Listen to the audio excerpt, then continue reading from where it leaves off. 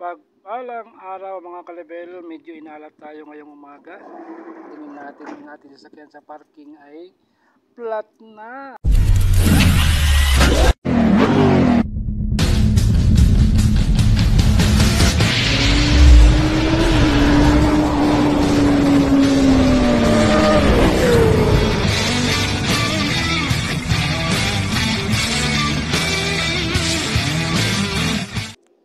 Kaya nga ito mga kalibel, umpisahan na natin baklasin. Ayan, natanggal ko na yung wheel cover nya. Tatanggalin naman natin yung gulong mga kalibel. Dahil pagkatanggal natin ay dadalhin natin sa vulcanizing shop para patingnan kung saan ba yung problema. Kung sa gulong ba may butas, may singaw, or napagtripan.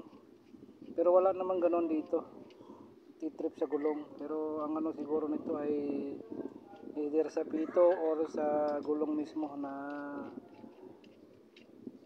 tamaan siguro ng kung ano nung matigas na bakal.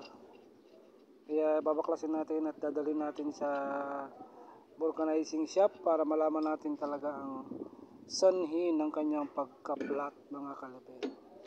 O ayan, natanggal na natin. O diba, kita nyo yupi yung gulong.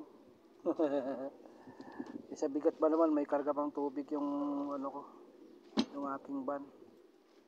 So yun guys, at tabi muna natin yung ating gamit dahil dadalhin natin sa vulcanizing shop yung ating gulong para. So ito na, galing na ako doon, hindi ko na videoan. So dala ko na yung gulong, okay na siya. So ang naging problema pala niya ay yung pito niya ay maluwag na, sumisigaw na. So pinilang ko ng pito at kinabitan ng bago, okay na siya. So, dumating na rin ang aking manager. Ito, mukhang tutulungan pa yata ako magkabit dahil late na talaga. Dahil anong oras na, late na ako sa aking ihahatid at sa aking deliver. Kaya minamadali na. Kaya gusto na niya akong tulungan sa aking pagkakabit ng gulong. Kaya yan, nakikialam na rin siya. Buti pa yung manager, tumutulong. Yung kapwa nating mga driver, walang pakialam yan. Itong manager na to, kahit lagi kong kaaway ito, tingnan mo, tinutulungan pa rin ako. Ganun lang. Kasi may mga desisyon kasi siya na medyo hindi ko nagugustuhan minsan, kaya sinasagot-sagot ko rin siya sa kanyang mga sinasabi. Pero hindi naman ibig sabihin away na talaga. Pwede naman away na. Kaya lang siyempre trabaho pa rin tayo. Paunawa rin natin sa kanya yung trabaho natin. Sa ganun ay maintindihan niya na. So ayan, kukunin ko na yung tools para higpitan na natin ang ating gulong. Pagka-higpit natin, pwede na tayong bumiyahe na. Dahil ayos na naman yung ating gulong mga kalibel. Kaya huwag kang mag-alala. Kailangan talaga pag ikaw ay driver, marunong kang magbaklas ng gulong, marunong kang magkabit ng gulong. Yan ang basic na taglay ng isang driver.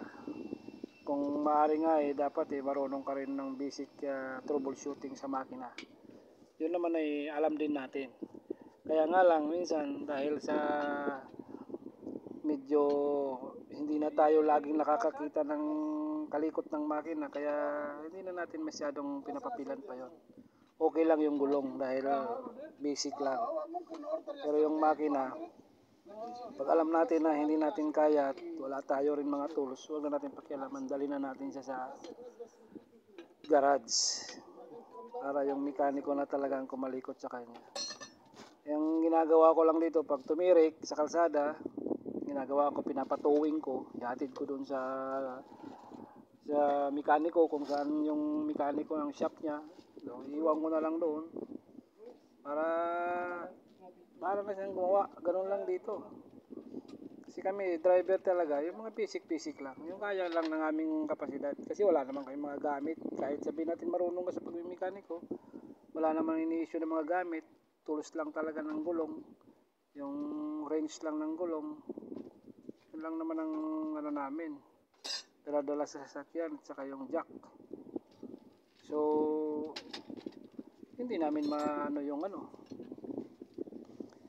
paggawa ng makina. So ito mga gulong-gulong lang, okay lang yan. Para tuloy-tuloy lang ang ating biyahe. Pag naplatan ka, pag may reserba, palit ka lang. Pero pag wala kang reserba, iyak ka. Kasi wala kang mapupuntahan na wala kang choice kundi patuwing o kaya pa running flat mo. Ang nakakasaklap lang pag running flat, pati gulong mo, durog. Sa bigat ng sasakyan, dulog talaga yung gulong mo pag running flat mo yung ganyan. Okay pa kung mayroon pang hangin, pero pag wala nang hangin, wala na, durog na yung mo dyan, gulong. Kaya pag nag-running flat kayo, meron kayong pambili ng gulong. Ako may reserba ako, kaso ang hirap tanggalin ng reserba, kaya ang ginawa ko, tanggal ko ng gulong, yung gulong dinala ko sa vulcanizing para doon ipa-bulkit, pahanginan, para malaman kung anong problema. So ayun nga, ang problema ay pito lang. Kaya pito lang ang pinalitan. So gumastos lang tayo ng 10 real or equivalent ng 160 pesos kumbaga sa Pilipinas. Para doon sa pito, wala nang bayad yung labor kasi ako naman ang nagkabit ng gulong. Ako rin yung nagbaklas. Yung sa vulcanizing, ang ginawa lang nila, binintahan lang nila ako ng pito, saka sinanginan lang. So yun lang ang charge niya, 10 real. So ito na, may takip na, tatakipan ko na ng wheel cover para guwapo na naman yung ating gulong tingnan. Kasi gusto ko talaga may wheel cover kasi pangit tingnan pag walang wheel cover. Itong kulay gray na plastic. So yan nilalagay natin para guwapo yung gulong. Tapos tinalagyan natin ng tie, cable tie, para hindi malaglag yung ating wheel cover. So yun, pagkatapos natin lagyan ng cable tie, dalawang cable tie, bali kaliwa kanan ng gulong, para hindi siya papalakpak, para tuloy-tuloy na siya. Bibiyahin na lang natin mamaya para makapaghatid na tayo ng ating mga deliveries sa ating mga client. Medyo tanghali na. Itong oras na ito, mga 9:30 na yan. Medyo mainit-init na rin ang panahon. Kaya pinawis-pawisan ako kanina dyan.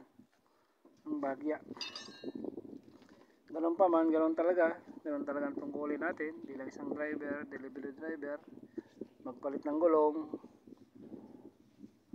After na magpalit ng gulong, itabi na natin yung mga gamit natin.